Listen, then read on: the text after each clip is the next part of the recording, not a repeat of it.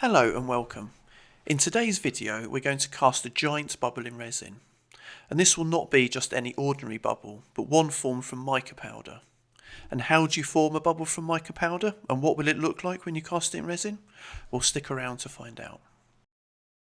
The bubble is going to form the centrepiece of a large resin sculpture, and I want it to be 100mm in diameter and for it to appear as though it's growing out of a layer of lava or some other natural phenomenon. There will be more to the design, but I'll run through that later. One other important aspect of the piece is that I'll be illuminating it from below. If you've seen some of my previous videos, you'll see I've made a light box on which some of the sculptures are displayed, and this makes a huge impact on the visual appearance of the piece, and I'll be doing the same for this one. And so it's now time to start making it, and we'll start with the bubble, which is formed from a 100mm diameter mould that I seal around the edges using a hot glue gun.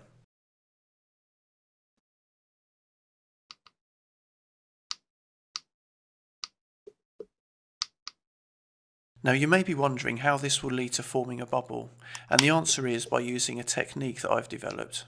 If you've seen one of my earlier videos, you may recognise this shot of a small group of pink bubbles that form the top layer of a sculpture. The technique involves coating the inside of a mould with a thin layer of coloured resin, which I'll run through now. Firstly, I'm going to mix a small amount of resin. Then add this very bright orange that will be the colour of the bubble.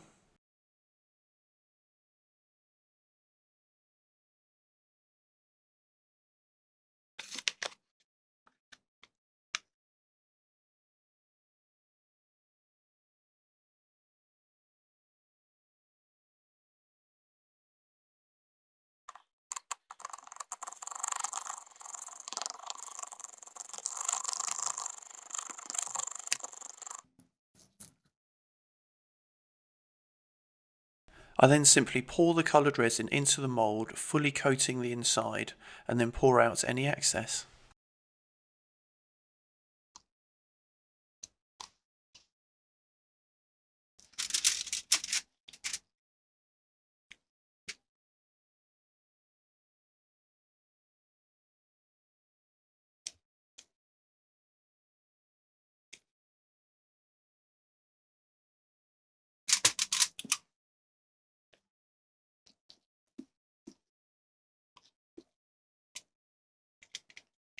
I leave the mould upside down for the resin to continue dripping out while it hardens.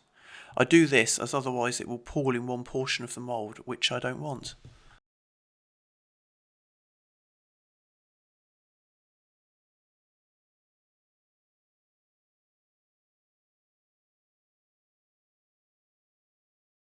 And so once the coloured resin has hardened, I simply fill the mould with clear resin. I don't, however, fully fill the mould, as the bubble has a flat surface where it is growing out of the coloured layer. You may have noticed the round metal tube that I rested the mould on. I did this for a couple of reasons, both of which are down to the design of the mould. The first is that it stops it from rolling over, as the base of the mould only has a very small shape section that keeps it upright. The second is that once the mould is full, it deflects under its weight and you kind of get a squashed version of a sphere. And so the solution is to rest the rim of the mould on the tube that is raised up on two pieces of wood. So once the resin has hardened, the bubble can be demoulded. You may notice in a moment that the coloured layer doesn't appear uniform, with drips of colour visible in some areas. This is unintentional and simply a part of how the process turns out, but you will end up seeing what a great effect it makes in the final piece, as rather than just being a plain uniform bubble, it is covered in textures and patterns that give it a real sense of life.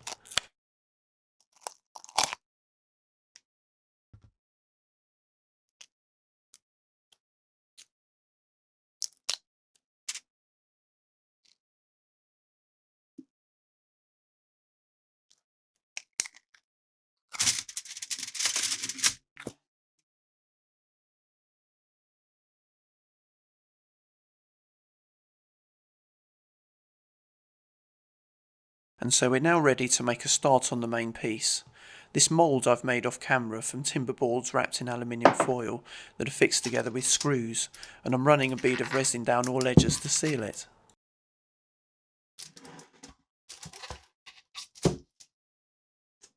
So the first layer I pour is just a clear layer about 15mm deep.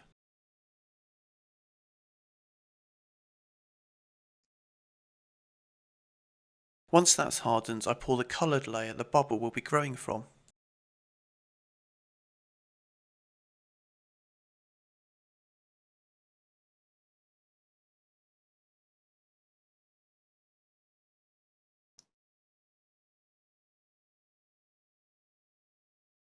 So I try to place the bubble in a way where air bubbles don't get trapped beneath it, and where I get it as central as I can.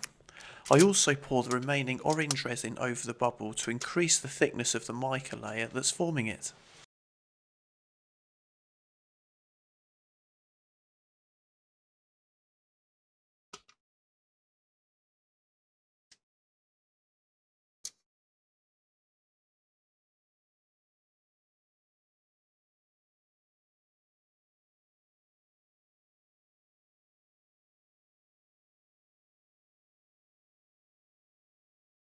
I'm really pleased with how it's looking so far.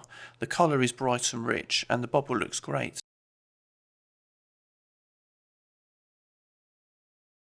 So having completed the bubble layer, I can now explain further the overall design of the piece. There will be 2 layers of glass added above the coloured layer. These glass layers will have a circular hole at their centre, spaced away from the bubble. These will give the impression that a hole is forming in the glass layers while the bubble is growing through and towards them. On the top glass layer, a series of different sized glass bubbles will be added, as the composition feels a little bottom heavy. And here's what it looks like from the top. So this is the first of 2 layers I need to pour, each of which are about 45mm deep.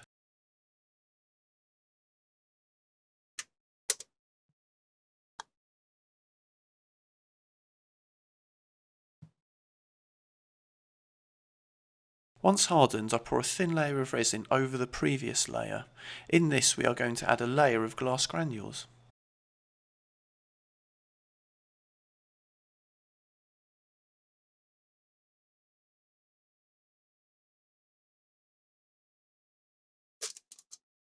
I'm placing a cookie cutter around the bubble as I want to form a clear circle of glass granules around it, and this masks the area off.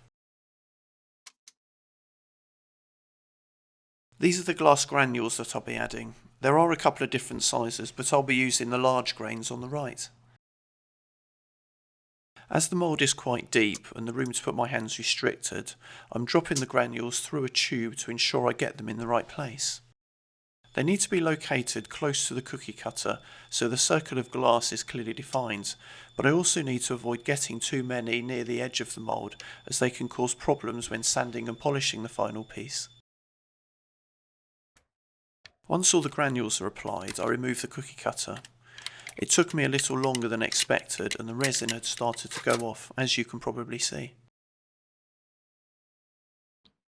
It's not easy to see at the moment, but the circle of glass should be visible once the next layer is poured, and certainly in the final piece. So this is the next layer of resin, which again is about 45mm deep. Because the bubble is now fully submerged, you can start to see what it might look like, although it will be far more impactful once out of the mould and illuminated from below.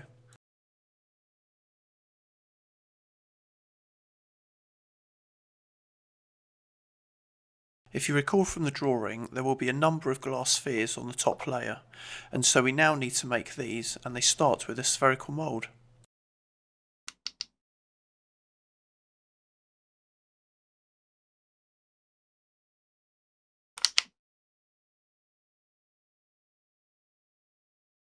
Similar to the large bubble, we need to coat the inside of the mould, but this time it is with glass granules.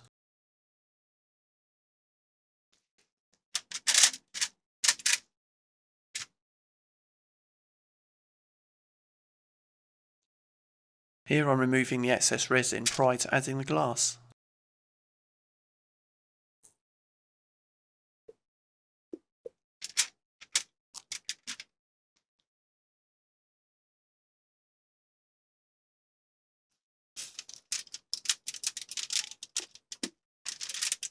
I haven't yet found a better way to add the granules other than tipping them in on a folded piece of paper. If you have any suggestions, leave them in the comments.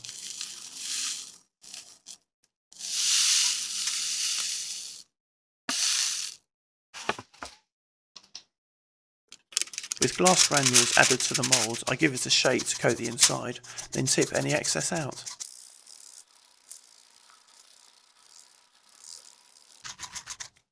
With the benefit of knowing what the final piece looks like, I actually decided it didn't need the top layer of glass spheres, as the bubble was strong enough on its own. I could, however, only determine this once the final piece was made and in its final form, but I'd be interested to know what you think. I guess one of the main challenges I come up against with my sculptures is anticipating what a piece will look like. I can draw it up, I can model it, or I can visualise it all I want, but I'll only know what it's actually going to look like once I've made it. And the outcome can vary from very disappointing to better than expected. It's a big hurdle to my progression, and so I have to think very carefully before I commit the time to making a piece, to ensure its chance of success is worth all the time I'm going to have to spend on making it.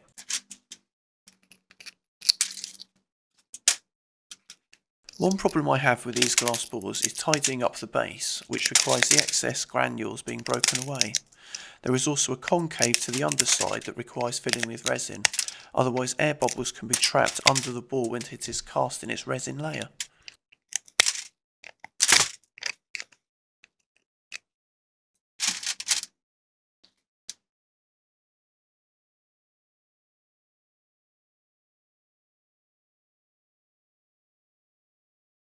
I only showed you one, but I made 6 spheres in total of different sizes, and some of them only half a sphere.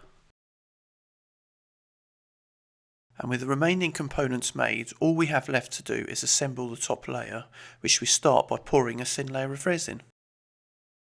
And so the top layer is made in a similar way to the last, but with a smaller cookie cutter. I then simply add glass granules where they need to be, and add the glass spheres. And fortunately, because this layer isn't so far down, I could add the glass by hand rather than having to use the plastic tube like I did the lower layer.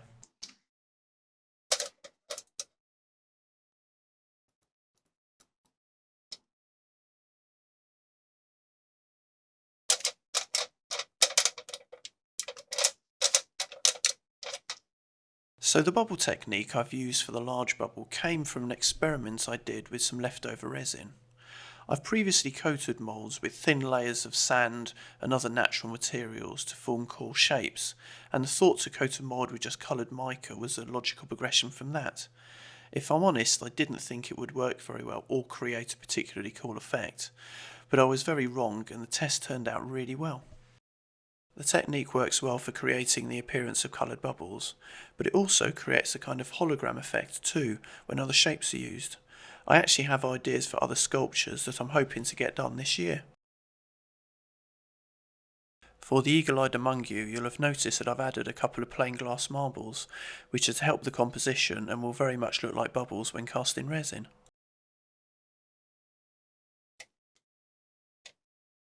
Now I know that using the cookie cutters to create circles of glass may not be clear to everyone watching, but the impression that the bubble is creating the circles as it grows and displaces the glass is really good in the final piece.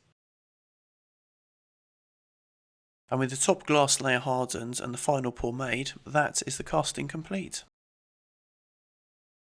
If you've watched this far and you've enjoyed what you've seen, I'd really appreciate if you consider subscribing and liking the video. It would really help me out and be very much appreciated.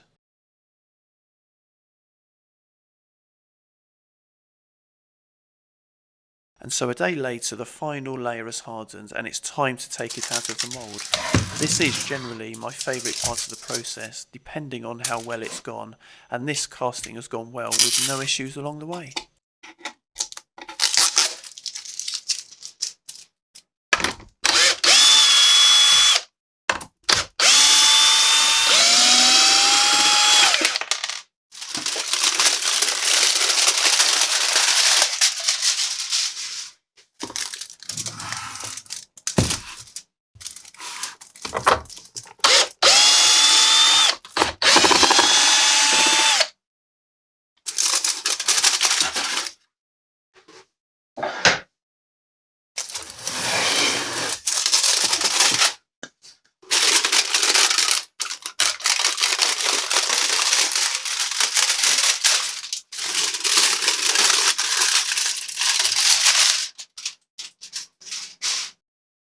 so it looks really good, but I'll only really know how it's turned out once it's sanded and polished.